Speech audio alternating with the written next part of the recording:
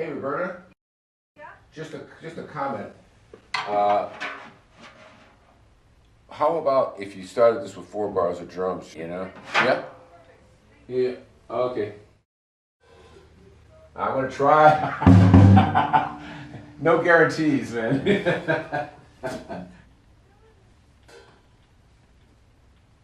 One, two, 1, 2, 3.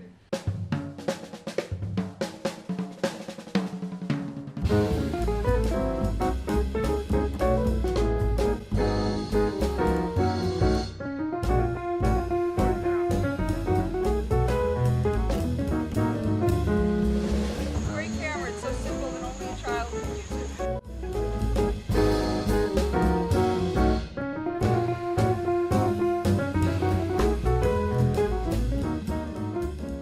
One of the things I love about trio is the way that the roles of the 3 musicians can overlap.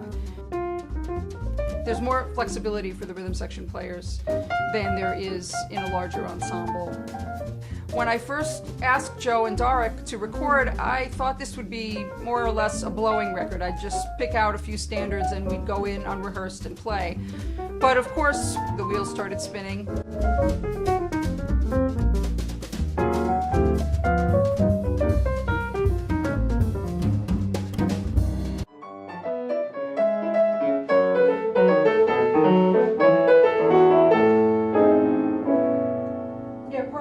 When you hear me starting to play down here, that's kind of a cue.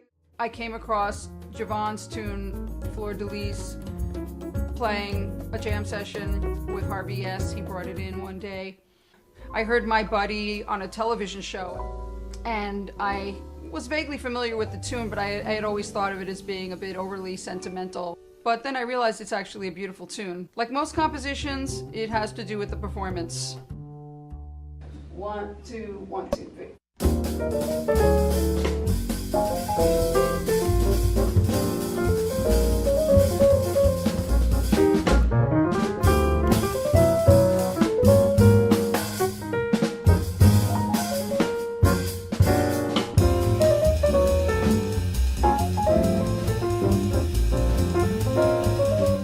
Yeminya is a beautiful tune that was written by the great pianist John Hicks, who became a friend of mine. He was very supportive of young musicians.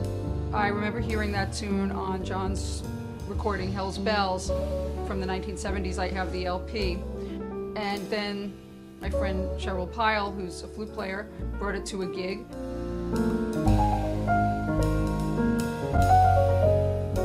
Mentor starts with this very definitive pedal point.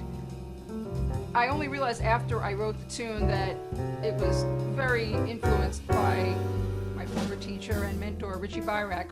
When I wrote Mentor, originally it had a bridge, but I decided it sounded better without the bridge. So I had this extra piece of music sitting around that had been the bridge, and I decided to turn it into its own tune.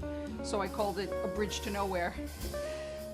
Often the piano and guitar can get in the way because they're both harmonic instruments. But there are a handful of guitarists who are sensitive enough to play beautifully with the piano, and Larry is certainly at the top of my list. Windmills of Your Mind is kind of intriguing.